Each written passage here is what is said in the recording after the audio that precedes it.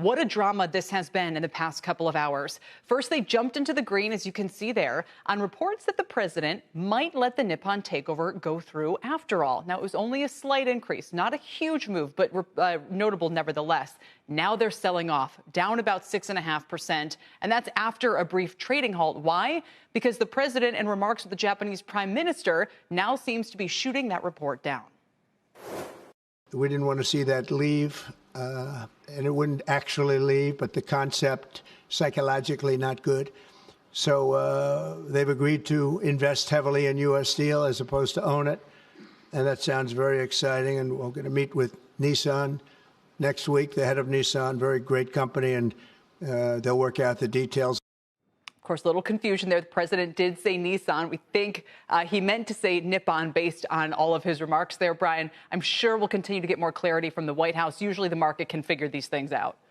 Yeah, he clearly meant Nippon. I mean, he said Nissan, but he meant Nippon Steel. That's obvious. I think that the investment versus outright purchase is interesting. So whether or not, there's a buyout of US Steel, which Cleveland, and you got to watch CLF, Cleveland Cliffs. Is another player, your buddy Laurencio Goncalves, the CEO of Cleveland Cliffs, who's come after me a few times, but I think he's a straight shooter. They're involved in this. How this plays out ultimately will not only impact X, meaning U.S. Steel, but also CLF. Sure, and also our relations with Japan. So in this meeting, there's been discussion from the president where he says, I'd be open to tariffs on Japan, that sort of thing. And everyone said, wait a minute, they're an ally. So what's this all really about? They are also right up your alley talking about more U.S. sales of LNG. Yeah, and that's it. The Japanese are here for a reason. Maybe I should stay tonight. I used to be a commodities trader briefly for a Japanese bank, Shogoto Mitsubishi Bank Desk.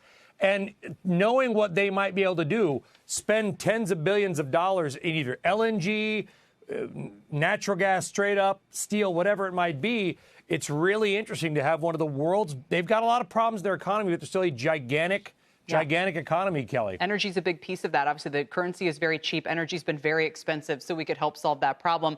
Wonder if they're doing a state dinner. That would be a good one. That would be a good one to go to, I think.